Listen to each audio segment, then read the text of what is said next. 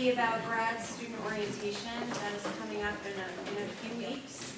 And so the dates are Center City is September 9th, so College of Clinical Professions, September 9th in the morning, and Maggie Gordon from Center City Student Life, she's coordinating that.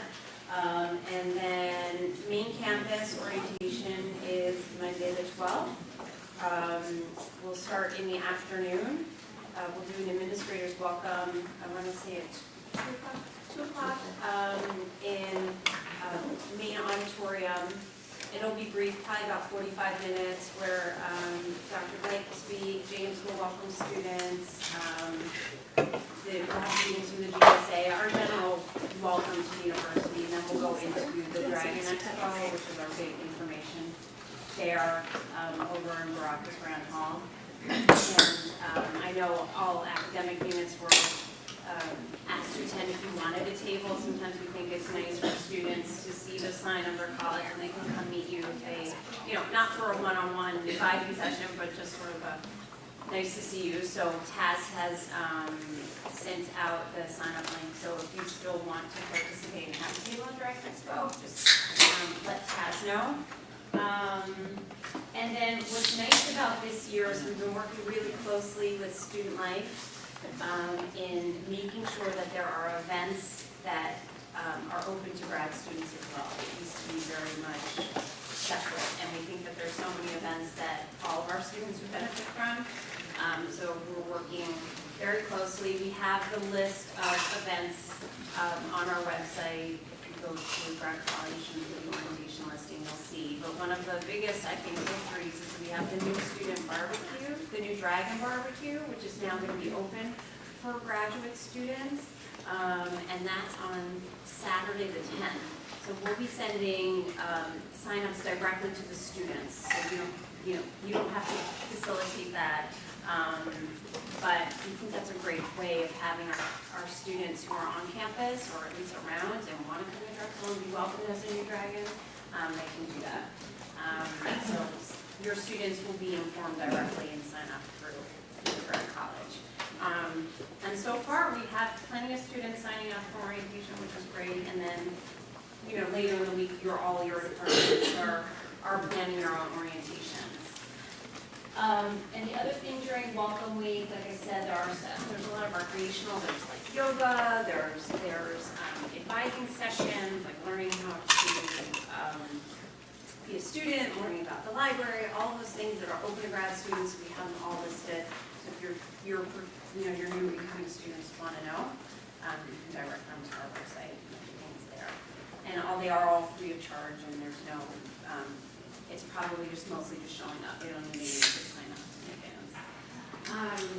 Other than that, we have our TA courses. Taz, you want to quickly just talk about the TA course? We're redesigning it a little bit curriculum-wise with Jason Silverman, who's our Provost Fellow. He's not able to join us today, but Taz can give some brief updates. So the TA orientation will be on Thursday, September 14th and the 15th. Friday, respectively. And so during Thursday event, we're going to have a welcome from James, and then we're going to have an overview about what it's like being a TA here at Drexel University. And then later in the day, we're going to have a breakout session, and then we're also going to have a faculty panel discussion as well. And so the following day, we're going to do breakout sessions, by majors and colleges, and then we're going to have students present their work, in front of experienced, TAs. So that's that. And if you haven't done so, can you please kindly send me an email of your incoming TAs for the upcoming, fall term. Yeah, and I'm going to turn it over to James to just quickly talk about graduate learning. So, hi everybody, good to see you. Hope everybody's summer's going well. A couple of things. One, to reinforce what Taz just said, please, if you haven't already responded, we did send out a pre-populated list of the grad students, so it's not just your incoming grad students, but checking the list to make sure that your existing students are all correctly classified. So, so please make sure that you do that, or if you're not going to want to do it, that you bug whoever is supposed to do it to get back. That's the first thing. Secondly, I wanted to just just one, building on what Natalie just said, I wanted to thank several people in my staff, but in particular Natalie and Taz, for working so closely with Student Life. The terrific folks in Student Life on the Welcome Week. So Amy, Evelyn, Nikki, various folks in Student Life they've been working closely with. And you know, this was Student Life having to stretch a little bit because they initially, the Welcome Week was really designed for incoming freshmen. And these guys kept pushing, saying, well, wait a minute, you know, we got these graduate students too. And so they were flexible and they were allowing us to, in all the places where it makes sense, like the barbecue and the expo fair and that sort of thing, allowing us to participate. Also, those of you that don't know if you know Rogelio, the new head of the modern languages, the Global Studies and Modern Languages Department. So he's the point person on developing this international global part of Welcome Week, and they've also invited us, and so the grad students are going to be involved in that as well. So we're going to have a nice presence, a nice ability to participate in Welcome Week, which I think is terrific. And so I just wanted to give a shout out not only to our colleagues in Student Life, but to Taz and Natalie for spearheading. A couple more things I wanted to mention, just to give you guys an update. I know we've talked about this before, but on marketing initiatives that are underway. So the graduate brochure, this is Graduate Studies at Drexel, an overview of graduate studies at Drexel, finally went to print. It went to print last Friday, and so it's being printed now. We're having a lot of them printed out, so we will share those with you guys, so that you can then in turn share them at open houses and events like that. I think you're really going to like it. It's really nicely done. It gives a nice overview of graduate studies at Drexel with profiles from students in various ways and some statistics and stuff in a really nicely done way. So really excited about that. And Bonnie was the point person on that, so I really appreciate that. That's been a lot of time in the making, and it's like everybody and their grandmother had to sign off on it and review it, and you talk about wordsmithing, oh my gosh, but we got it done. The graduate video that I mentioned before, that a really nice video, I've seen the rough cut, the initial rough cut of it, and it's awesome. This features our Provost Brian Blake walking into the main building where the grand staircase is, and with a voiceover, his own voiceover, and it's really nicely done. And it sort of, describes, gives a nice, more mature version of like, the undergraduate videos that are like, oh, come party at Drexel. So this is a little more grown up version of that for graduate students, but really, really nicely done. And so there's going to be various cuts, like a 2-minute cut, 30-second cut, whatever. And once that's ready, we'll again make that available to you so you can use it in your promotional efforts. And then the other thing I wanted to mention briefly is, in case you haven't heard of it yet, just so everybody's on board, are the thematic open houses. So in addition to the open houses that programs and colleges are already doing, and a number of colleges already have those, so they're either college-specific or program-specific, or sometimes department-specific. So not in lieu of any of that, but in addition to it, we're trying a new experiment this fall, which is to have thematic open houses that bring together themes. So the first one is design, media, and arts. Did I get that right, the title? I sometimes mess up the titles. But there's one that, and every theme crosses more than one college. So there'll be like health professions, which crosses more than one college. And actually, don't quote me, because that's not exactly the title of it. But there are these thematic open houses that span multiple colleges. And what we're going to do is do a lot of advertising around these. There will be a landing page for each one of these themes. So you have a landing page on business and entrepreneurship, and it will then have, from that theme, all the programs, not just in LeBeau or close, but even elsewhere that involve management, for example, will be linked to that theme. You can have programs that are linked to more than one theme, because in particular, public health, right, crosses multiple themes. But so do a lot of other programs, like College of Medicine and elsewhere, that cross multiple themes. So your program can be represented in more than one of these themes. And we're going to be doing, social, broadcast, and print media advertising around these themes, like the Inquirer, WHYY, that sort of thing, to drive people to the open houses. And so this is obviously an event where we're trying to increase the applications. So what you guys can do, I know some of you are already deeply involved in that effort. Others others of you may just not be hearing about it, but anything that you can do to help make it a success, meaning to help have faculty and professional staff show up at the events and encourage people to apply to their programs and answer questions about the programs, that would be great. The other thing is, along those same lines, I wanted to mention a couple of things that we found, or not we, but people have found really helpful.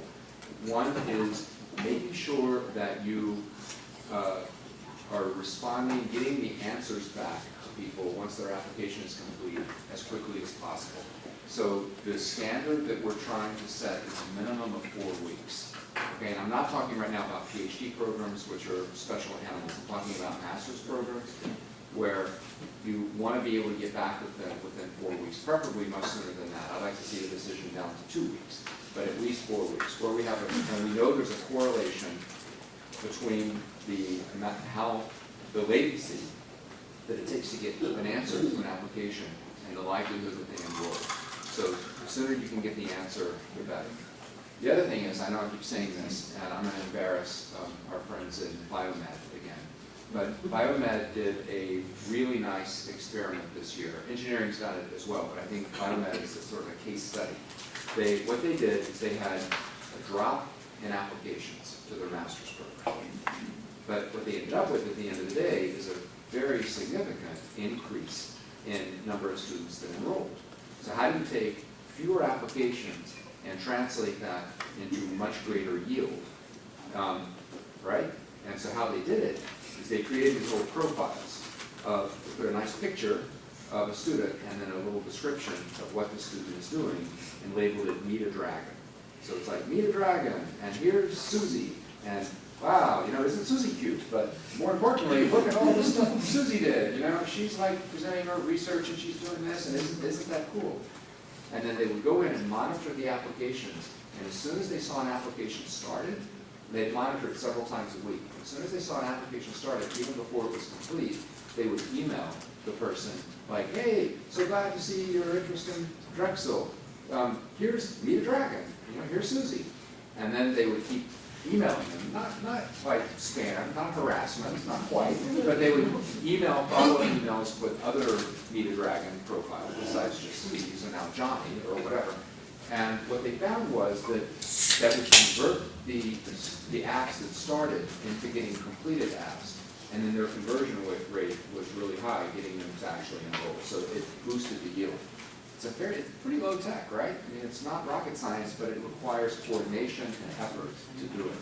So I gave the same speech to the ADGs, to your associate deans, but since you guys are the ones that really run the show, I just wanted to mention this to you as well, because anything that you can do, if we know that this is a best practice, at least in this instance, really worked, and it worked dramatically well in Biomed. If we could try to scale this to other programs, that would be good, given the emphasis on building out master's programs. Do you want to add anything about that? Did I describe the effort? No, that was Natalia Brose's brainchild. I will give her all the credit for the journey. It was fantastic. Did it work? Yeah, it worked, and well, we do build really good relationships with our master's students over the 2 years they're here. So I mean, the thing is, you got to get them here.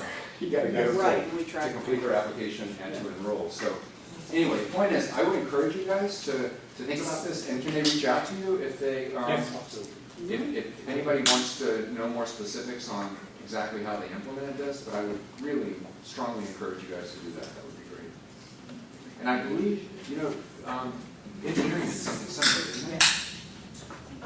Maybe not quite as extensive, but I think Adam was telling me that he thought that engineering. There's a series of letters, carefully tailored letters that we work with Nikki, I guess, and her team to design the letters and responses that were written by Peel primarily, with welcoming them and offering a little bit more information than they had received in the past. And engineering, they didn't see the same level of boost as Biomed, but they did also see a net increase in their masters in their yield. So I think that helps too. I think this strategy of having it, the kind of a sexy, like Meet a Dragon and having a little story, it makes it very personal, something they can relate to. And so So, open houses, marketing initiatives. GSA. Yes, we're gonna get to GSA in 1 second. Can I first talk about the minors? Yeah. And then I'm gonna have Brian talk about GSA. So, very quickly on the graduate minors. So, again, just an update, I think we talked about this before, but we put in place with the help of various people, a framework for creating graduate minors. In the past, we didn't have minors, we had certificates, right? But as you know, with certificate programs, it creates financial aid problems because if you're taking a course that's for a certificate, you got all these, workforce issues that you have to meet in order for it to be financial aid eligible. But if it's a minor, then it's not an issue for financial aid. So we created graduate minors that now actually show up on your transcript as a minor. So just like an undergraduate, you can minor in history and major in history and have a minor in English or whatever. You can now do the same thing on the graduate side. So our first 2 graduate minors have now been developed. There's computational engineering. There's another one I think that CCI is computer science. That's either on the books or close, right? On the books. It's on the books, Yeah. okay, there's 3, so now we got Gotcha. computer science. And then the other one, and the one that I wanted to talk in particular about is through close, a minor in entrepreneurship. And the minor in entrepreneurship, what's cool about it is that this can be plugged, unlike computer science, where, like, if you don't know something about computers, you're probably not gonna go get a graduate minor in computer science, right? But with close, the minor in entrepreneurship could be plugged in to any program out there. I've yet to be able to think of a program, and if somebody can think of one, let me know. But I can't think of a program, a master's program, that you couldn't plug entrepreneurship into. So take, for example, my home department of psychology, somebody getting a master's in psychology, a minor in entrepreneurship, and they might use that training to develop an app for, whatever, depression or weight loss or exercise or, whatever might be the case. So, and then take that, begin the process of taking that app to market, for example. So you can imagine that entrepreneurship minor plugged into really any master's program out there, or professional doctoral programs as well. So a DPT, a doctor of nursing practice, whatever, where you could plug that in. So it's 4 courses, and the way it's built is that in many programs, you'll be able to fit it in within the 2-year master's program without doing anything, because the free credits and the elective credits that you have in the program, as long as the person's planful from the beginning, they could just use those for your entrepreneurship courses. The other option is if you have one of those master's programs that's very, very course heavy and it's all very prescripted and there's not any really electives, then they might have to add a term at most, or part of a term, in order to do it.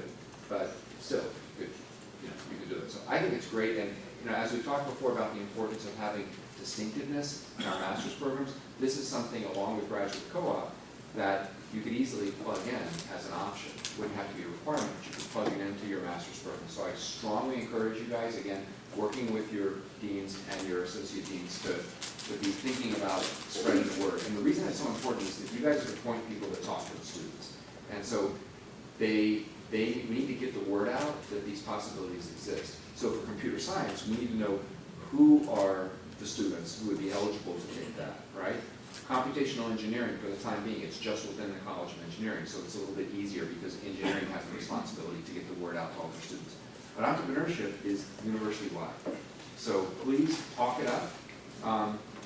You want to wave your hand? Yes. If you, Ian Sladen from the Code School of Entrepreneurship. Ian's the man to talk to if you want. Do you want to elaborate on anything? Yeah, I think you did a great job, first of all, thank you. Thank you. I've been trained by the entrepreneurship pitch. I did bring a few, this group is actually a little bit larger than I expected. I did bring a little bit, a few handouts on the graduate minor. Just to mention, in terms of the graduate minor, what we're attempting to do is a few things. One is to help the student further develop into an entrepreneur, meaning the individual person as an entrepreneur of their life, of their profession, of their career. So beginning to embrace and understand the characteristics that make up a successful entrepreneur.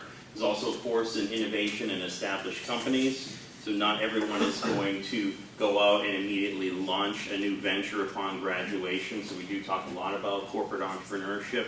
And then the course, the minor does culminate in a course called the Lean Launch, where students will actually take an idea and de-risk their business model by testing every assumption they have about that particular business. So that's more on the startup side. But just to give you a couple statistics to kind of drive the point home, whether you have students that are entrepreneurial and are interested in launching a new venture or even going on the corporate side, the job market is changing so quickly that regardless of the great education they get at Drexel, things are changing so fast that we know that students graduating now before the age of 35 will have 8 to 10 different jobs. 65% of the jobs that they'll have in their career haven't even been invented yet. So the ability for someone to be entrepreneurial, to be innovative, to bring about change, whether in a corporate environment or launch something completely new, is essential moving forward. So even if you don't see necessarily the connection between your particular discipline and entrepreneurship, I guarantee your students will. We've already been contacted by a master's student in the College of Engineering who has declared the graduate minor already, and we have a PhD student actually from the School of Education that contacted us about doing the minor. So they will see it. When we created the minor, it was really in an effort to help all the other graduate programs increase their enrollment, kind of the philosophy that the rising tide raises all ships. So we hope that you'll keep the entrepreneurship and innovation minor on the tip of your brain. If you have any questions, certainly feel free to contact me, and I did bring a few handouts as well. So, Thanks, Ian. thanks for the And Ian, folks in close are willing to go and to your college meetings or department meetings or whatever to talk about the project more. So if you don't hesitate to reach out to Ian if you want him to come and do a dog and pony show for your college program. Yeah, I'm absolutely happy to do that. Thanks for the plug. Thanks. That's awesome. Okay, lastly, on my end, unless there's any questions about anything I've covered so far? No? Yes. Hey. Hi, Sarah. Just a little bit about the process of a student declaring a minor. Basically, we just use change of curriculum form, and we make sure that we're in contact with us. Yeah, for With you now. guys or with like J.D. Kinsey, say, for CCI or. Like, I mean, should we contact you guys for the And- minor, or should we contact them? well, I think you're gonna have to, we're gonna need to require signatures from both programs to change the coding. So, yeah, I think we're gonna use the CCS form, we're gonna modify it, that there is an option on it, so you don't have to. Right in minor. Because there's a lot of boxes on that form currently, but I spoke to Joseph, and he agreed that that's the most appropriate form to use, for now, unless some changes in the future, but for now, that's the best way to use it, but I think there does need to be a connection between departments. So as long as, Natalie, Yeah, as go long as ahead. a current advisor signs off on it, telling me that Yep, it'll fit into their curriculum, so we're Right. good to go with Yep. that. yep, I would sign off as long as the, Okay. yeah, so Actual it's the home minor department and the, program. the minor program. Okay, so we know where all the students are at, and then, Taz will go ahead and handle it from there. Yeah, so for the time being, use section C of the change of curriculum and status form. That's how we're gonna add the minor to the student's record, so section C. Is there gonna be some sort of home base, to put all of these, at least links to all these graduate minors in, so that, if I forget where one is located, I can look at this list and send it to my students to say, hey. We have a page on our website. We have a page under academics, Oh, great. graduate minors, which explains the policy and then links to the 3 current ones, but as more come in, I'll add them. So you can always check there. Would that I'm have gonna ask the one of appropriate you. graduate advisor email as well, or? Yeah, I can do that, but now it would link back to our advisor directory, but I see what you're saying, where we can add the specific contact information within the, we can do that. And on that page also is the policy for developing graduate minors. So if any of the rest of you, now that we have 3, if you're interested in developing a graduate minor, that's where you get the information on how to do it. So are the forms, I know that they were going online in the fall, is that still The ABC, yeah, with all the forms. So we're working on first we have to get all the advisors trained, grad advisors trained on ABT, so that's pretty much finished. I will know in the next few weeks of which forms are moving, because especially with withdrawal changing in the fall, and because of, where's my education team, school of education? There was a lot of questions about online students. Yeah, so we're not gonna move the ad form quite yet, but some of the forms are moving to ABT. But when that date happens, we're gonna let you know. It's not like we just. And just to also piggyback on that, the dissertation forms, the D forms. So as you know, we have this whole digitization project. We're moving those online, and we've had a few departments volunteer to be guinea pigs for beta testing, and those have gone mostly well, although there have been some glitches that were recently discovered. And so what we're trying to do is work through those glitches now before rolling it out. And some of what we're trying to sort through is how many of the glitches are due to the program itself, because it's actually more complicated than you would think, because you have to be able to specify that the D form get routed in the right direction of all these people. But how much is it on the user side? It's people just not knowing how to use it well. So what we're going to be building out is a simple guide, FAQ kind of thing for the user to make it as simple as possible to use. So we're working through that, and as soon as we're convinced that at least most, if not all of the kinks are ironed out, then we'll roll it out. We're hoping to do that by the first day of classes, to go fully paperless for the D forms, the PhD programs, but that may not happen if we're not ready yet. We're not ready with the FAQ and with the making sure that the kinks are ironed out. But the group that's working with us out in Silicon Valley, Chalk, they're great, and they're really very flexible, and they're working with us to try to fix those glitches. Any update? Did I summarize that? No. Okay. Okay, so I wanted to introduce Michael Ryan real quick. You guys know Michael. He works in our office and is the interface with the GSA, Graduate Student Organizations, both the overall GSA and the daughter organizations. And one of the things we've done in the past year, it's hard to believe Grad College has been around a year now, but is we've tried to build a really close working relationship with the GSA, and then begin to change the culture a little bit. So the GSA is not solely focused on social kinds of parties, but also on professional development. We really partner with them. And so we made some progress last year. I'm really excited this coming year. Jerry from the College of Nursing and Health Professions is the new president. He's absolutely terrific. We've already got we're off to a good start, a good relationship with him. And Michael, of course, interfaces with the GSA every day. And so he's going to give a couple of quick updates, including about some problems that developed with the airport, the IGSA. So take it away. Okay.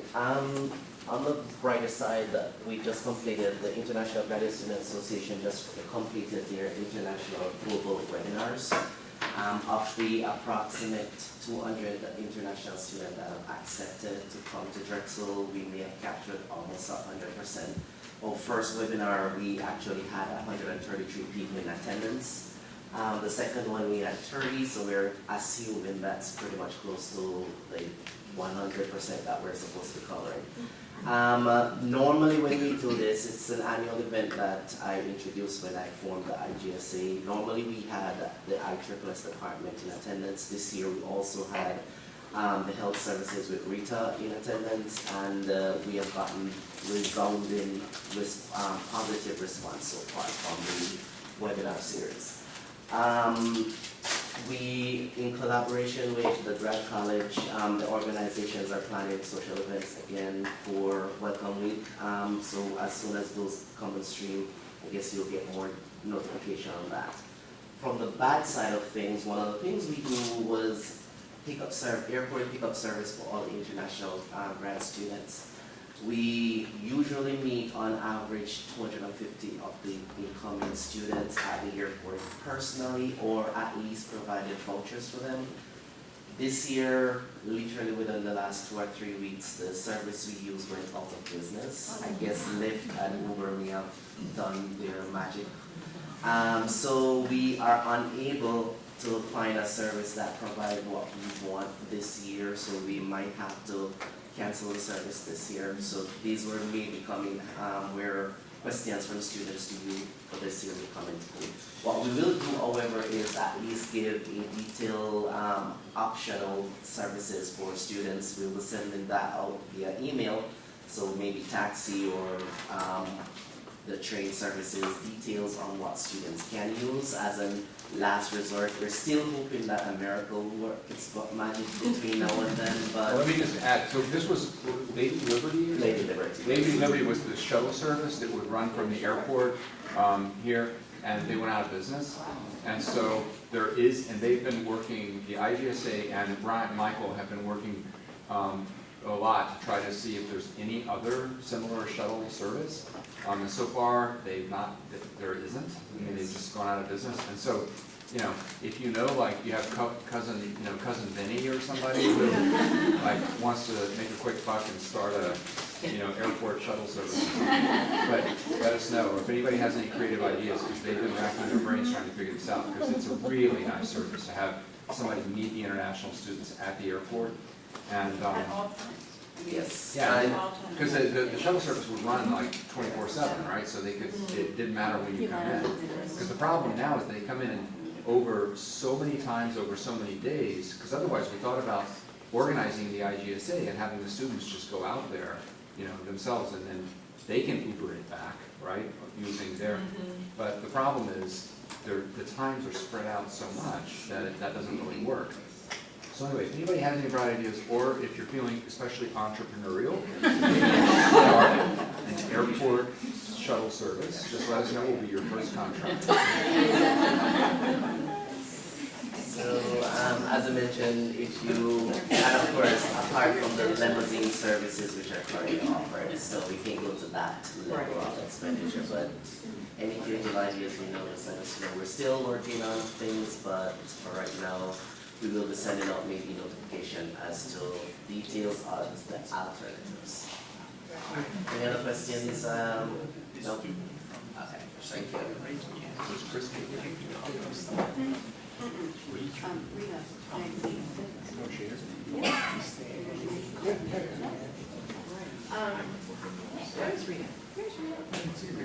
Oh, there she is. Yeah. Okay, yeah. So, Didn't see you hiding. this is Michael.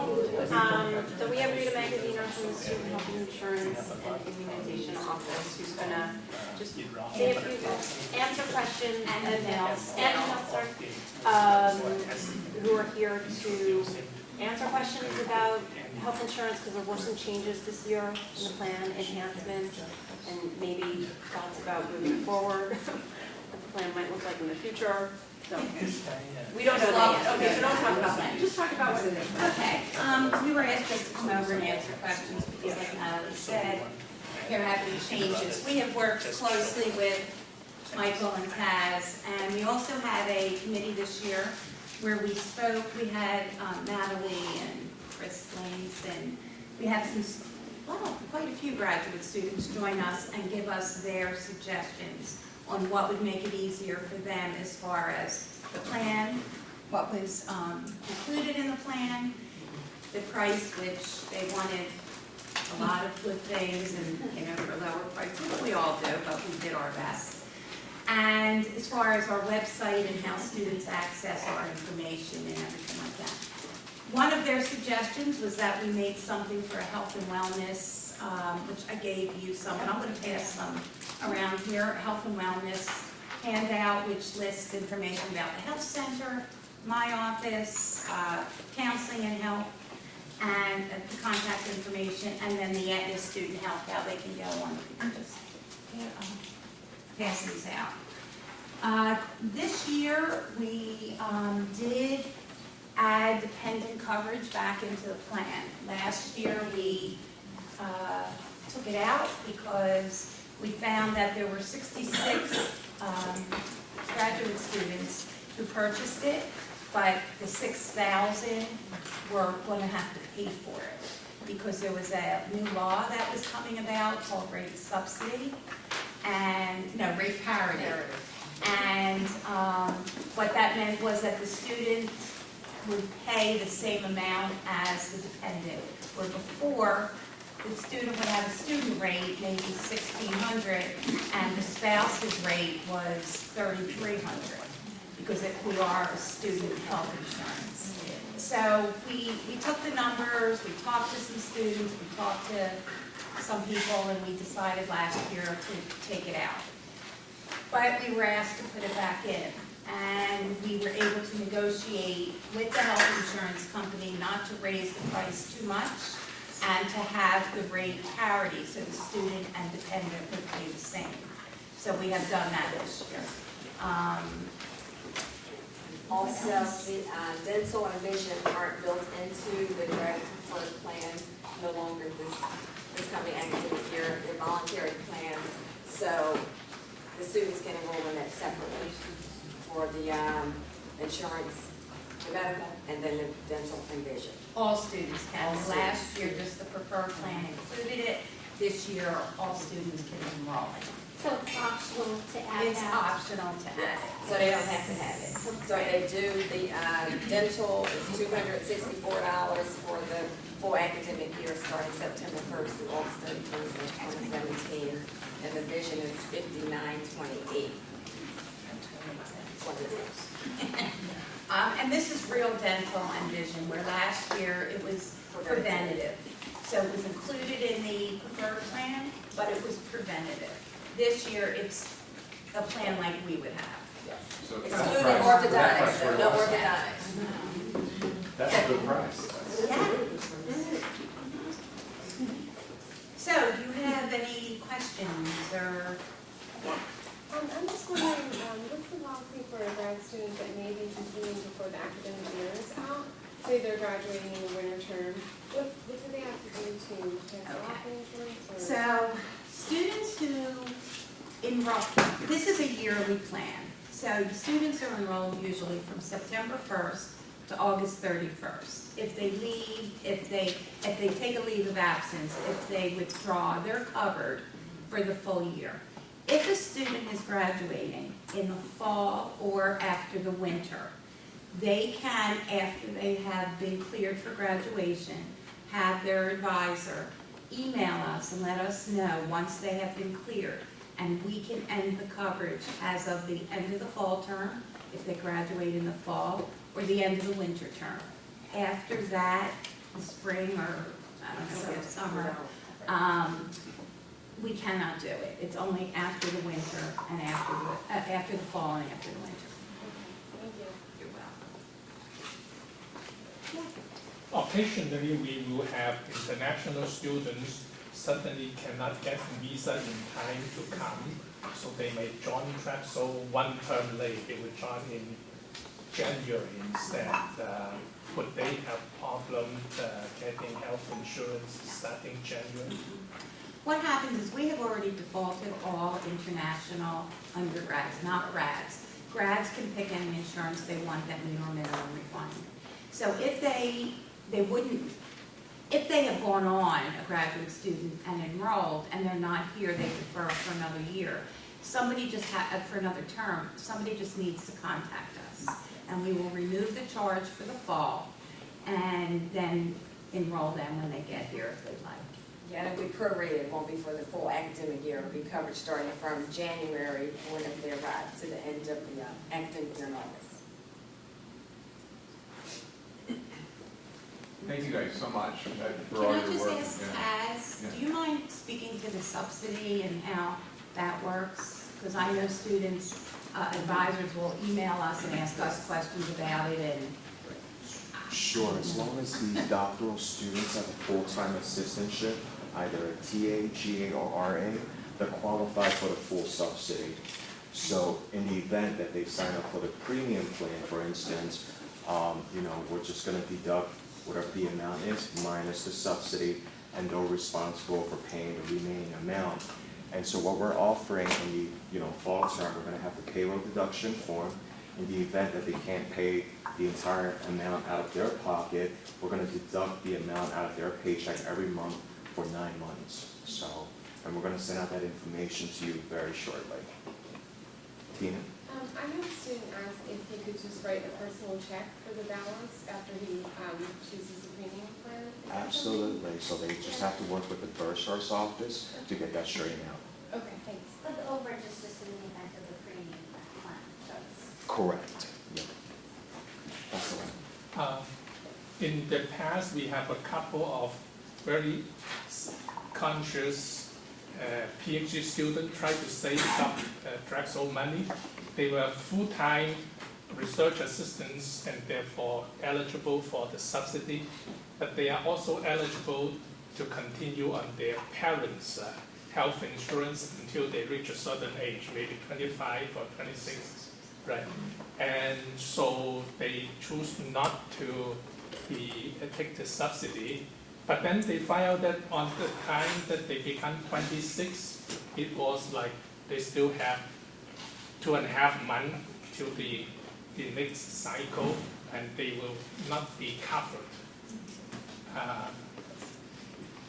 For those students, should we advise them to not to sign up for the subsidy and be responsible for those 2.5 months themselves? Or should we ask them to just sign up for health insurance for the last 3 months of the year so that they are covered? As far as where we're coming from, not with subsidy, but we can enroll any student as of the first of the month if they are losing their coverage as a qualifying life event. So we can put them in any time, Very good. but the subsidy. And again, if they have to full-time assistantship, we can cover it. Okay, very good. But I mean, the student should be thinking ahead. If you know you're gonna turn, I think it's 26. Yeah, 26. So if you know you're gonna turn 26, then,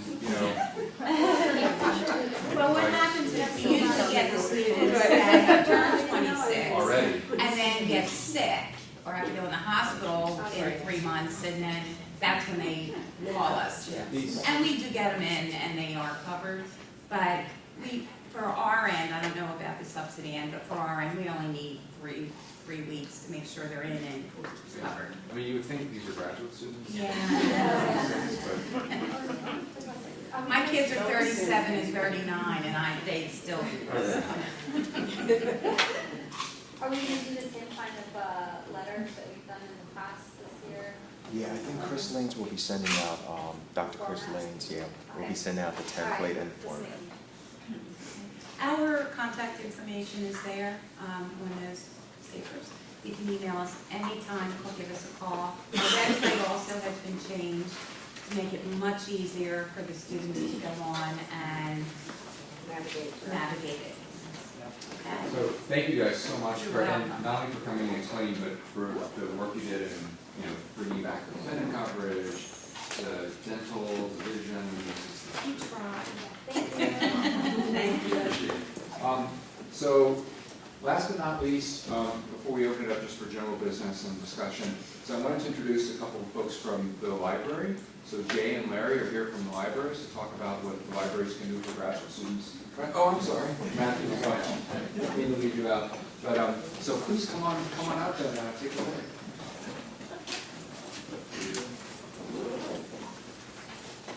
Okay, so I'm Larry Milliken. I'm the manager of learning partnerships in the libraries. I'm also the liaison for humanities and social sciences programs.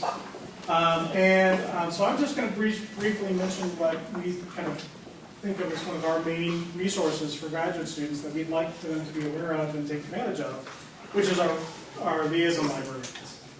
We have 12 liaisons.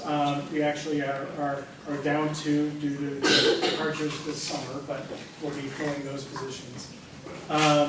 And they are available to work with students in any program that Drexel offers. There is a specialist for that for each college and each program.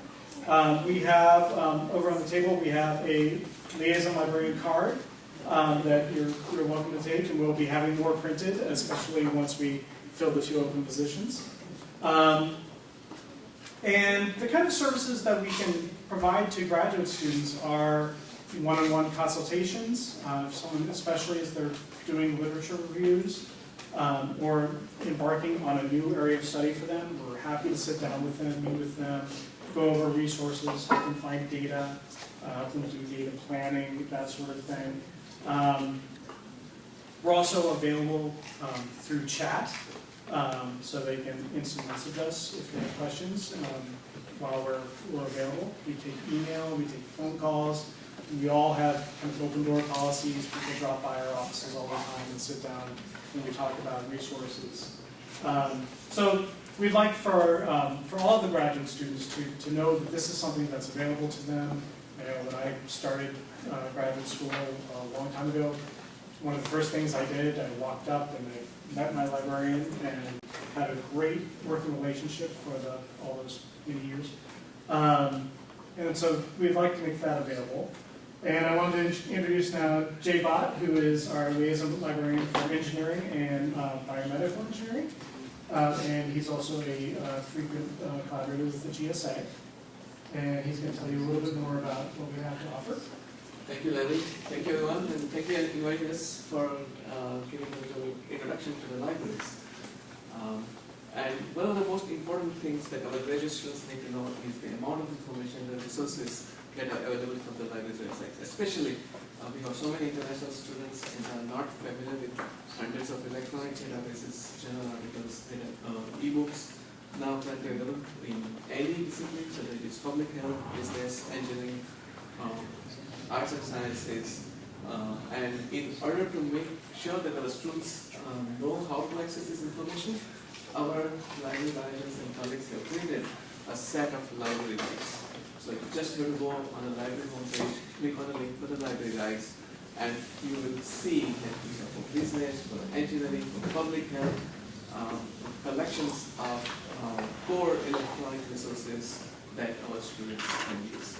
And just recently we launched a set of new guides consisting of open access, author rights, ORCID that Matthew is also going to talk about. And these are some important tools about scholarly communication that our graduate students and even our faculty members need to know. In terms of open access policies, in terms of new data management initiatives, in terms of ORCID, which is a tool to make sure that all our researchers or faculty members have a unique ID that they can use so that all of the pre-ambiguation cases can be avoided. So these are the library guides that we have now made available for the library website. You may have seen a couple of handouts that I just passed out, and one of them is the new data visualization zone that we just launched some time back in our libraries. And Chris Broderick, our library officer, that area is in charge of that. I mean, if our graduate students need any help in terms of exploring whether GIS data, whether any sort of data visualization in that, they can always go to the registration page and submit a request.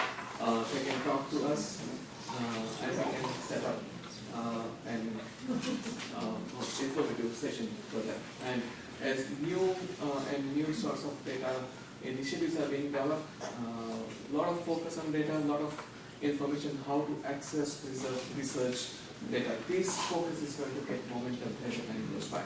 So that's very important, and you might want to refer to this and schedule a meeting with Chris to get some additional insights into that.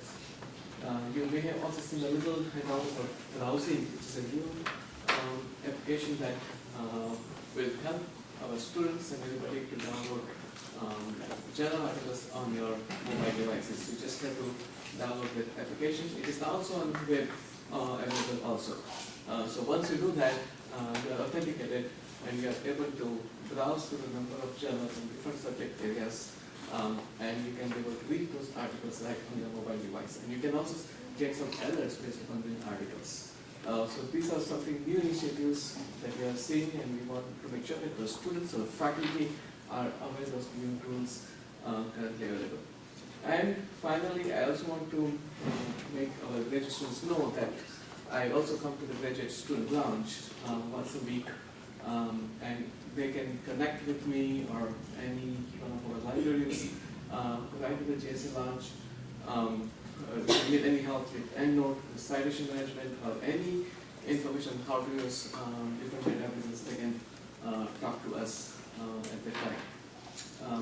So if you have any questions, please do not hesitate to ask. Please reach out. As Larry mentioned, we have one-on-one small group consultations, and I am sure that our students are going to find it very, very useful and informative as they continue to embark upon the research and learning process right here at Drexel. And we want to make sure that they have the latest information at their fingertips, 5 research papers, and this is something that they can use as they continue to move on. And I have heard frequently from my previous students who graduate, and they continue to keep on asking for articles. Even after they graduate, they read papers that they used to access while at Drexel. So thank you very much. Thank you. So, I'm sorry, go ahead. Yes, I'm Matthew Lyons. I'm the University Archivist for Drexel University, and I am actually new on the job. I've only been in here about 2.5 months, so I'm still, getting my bearings. I'm very much looking forward to getting to know and talking with some of you about the archives, both from the standpoint of making our collections available for individual research and for potentially for instructional purposes, course instruction. And we are also collecting materials documenting the activities of the university, which includes departmental records, but also records of student organizations and other materials that are related to the library community. The main thing I wanted to talk about, just for a couple minutes, is theses and dissertations. I'm sure this will be familiar to some of you, but maybe not to all. I just wanted to go over a couple of things.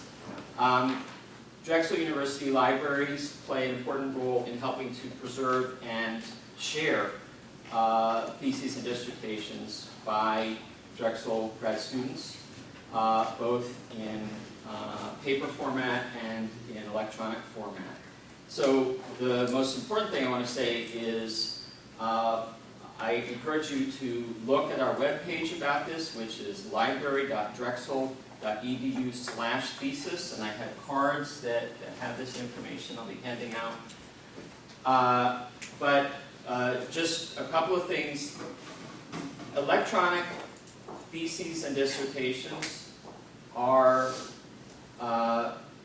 shared in 2 repositories. Drexel maintains our own library repository called IDEA, which is an open access, freely available repository. And all theses and dissertations are added to that. And then we also submit theses and dissertations to the ProQuest subscription database, which is the national, or I guess international database available by subscription to Drexel and other institutions. The ProQuest submission is a requirement for PhD dissertations and is optional for other dissertations and theses. And then we also receive and maintain hard copy on archival quality paper. So students have responsibility to submit their work in both of these formats, and so there's information about that on that page. And it deals with things like where to find information about the proper forms to use, what fees are involved, the optional embargo period for students who may be wanting to patent their work or publish their work in the short term, things like that. The last thing I want to just touch on very briefly, is, as Jay referred to, is ORCID, which is the Open Researcher and Contributor ID system. And this is a system that is available. The idea is to provide every scholar or researcher with a unique identifier. So for tracking their research, their scholarship, and their professional activities. This is, again, national service. So if there's somebody out there with the same name as you, or if you change your name at some point for whatever reason, there's a clear and reliable way to sort out which work is yours and not somebody else's. Drexel University Library strongly encourages every graduate student to apply for an ORCID ID, and there's information about how to do that, again, through that same page that I mentioned, library.drexel.edu/thesis. So, thank you very much. And there is also a library guide for ORCID that we have created. So that will also give you them information. Yes. We want our faculty members also to have an ORCID ID. Great. Okay, thank you guys very much. And I would really encourage you to just keep in mind about Jay's office hours at the Grad Student Lounge. It'd be really helpful because that way then we don't have to, they're right there, so you can just go down and show up. So, and feel free to reach out. If you forget how to reach him, just contact one of us and we'll put you in touch. Thank you very much. Thank you. Any new business? Any thoughts, concerns, questions? Problems? Wow. Everybody's that happy. This is all good. No problems. Do you know when the template letter will go around, so that we can get started on the subsidy letter? The appointment letter, we can check with Chris. We just sent out the spreadsheets that have the doctoral student information, so we're getting that back. So we'll just check in with Chris. I would think soon. I don't think the template's gonna change that much. Yeah. I think it's just trying to have consistency across all the departments as far as language and wording, because it's a contract with your students, so it should be, yeah, so. My department, they wanted to know that. I know, Yesterday. I know, well, That actually chemistry out. does go bring up an important point that we discussed last week at the AEG meeting. I just want to alert you guys really quickly. For those of you that have PhD programs, a question came up from the College of Medicine, but it pertains to all of us. What do you do in the last term of the person's PhD program in terms of their appointment? Are you obligated to keep them on and keep paying their stipend in the last term, even after they've completed all degree requirements? And the answer is it depends, that it's really up to you, but it speaks to the importance of having in your letter for the PhD students that gives them their appointment, their teaching fellowship, research fellowship, graduate assistant, whatever their appointment is, that you be very clear about this. So for example, if they're doing a TA, if you have the person doing a TA, whether it's a TA or a teaching fellowship, either way, you don't want them to finish, let's say it's the fall term, and they finish their dissertation in October 1st, right?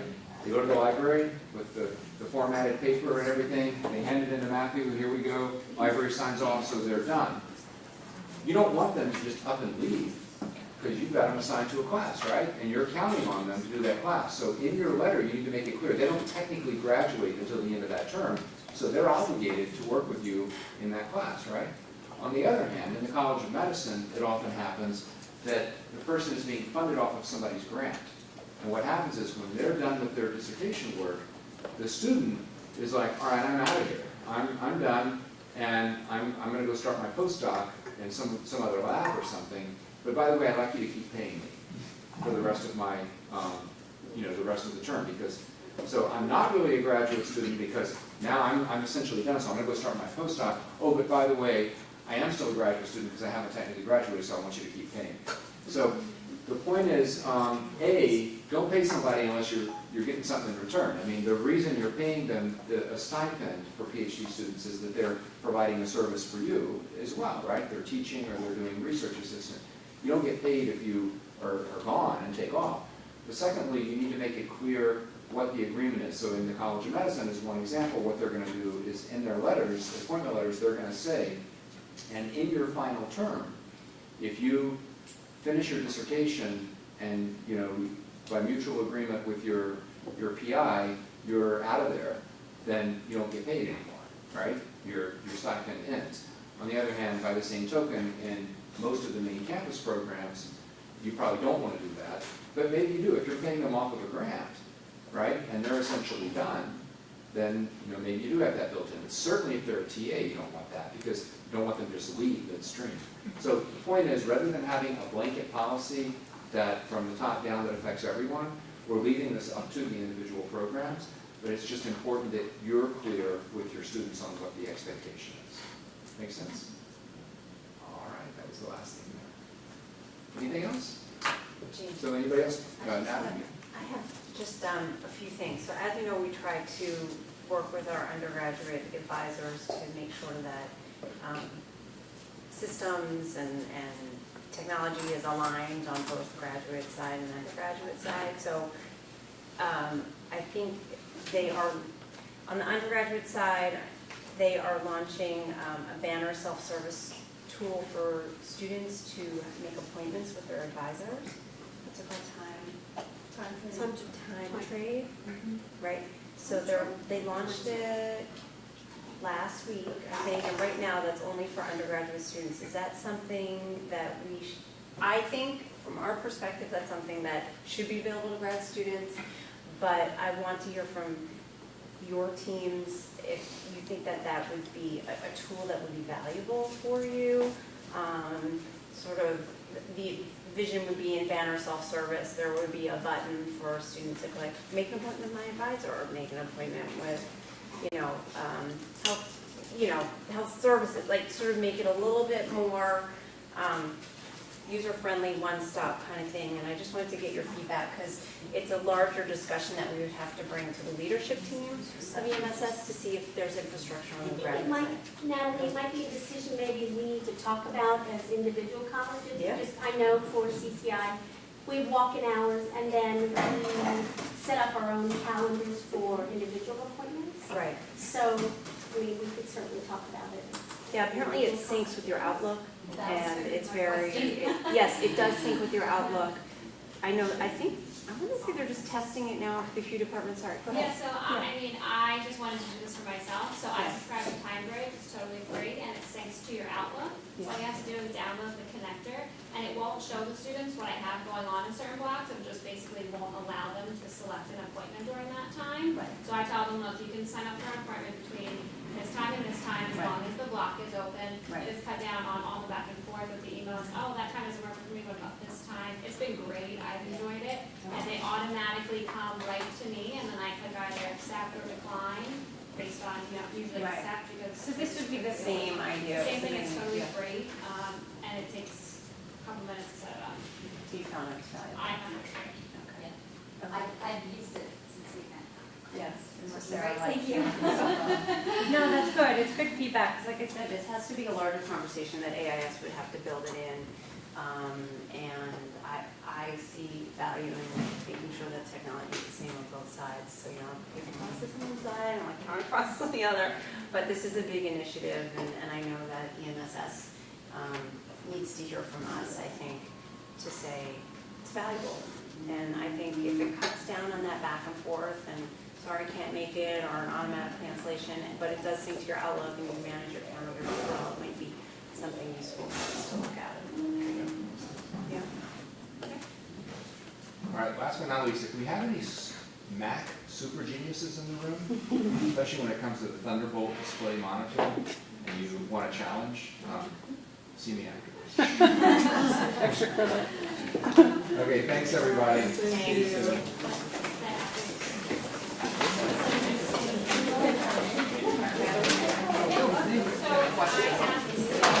Yes, I did. Oh.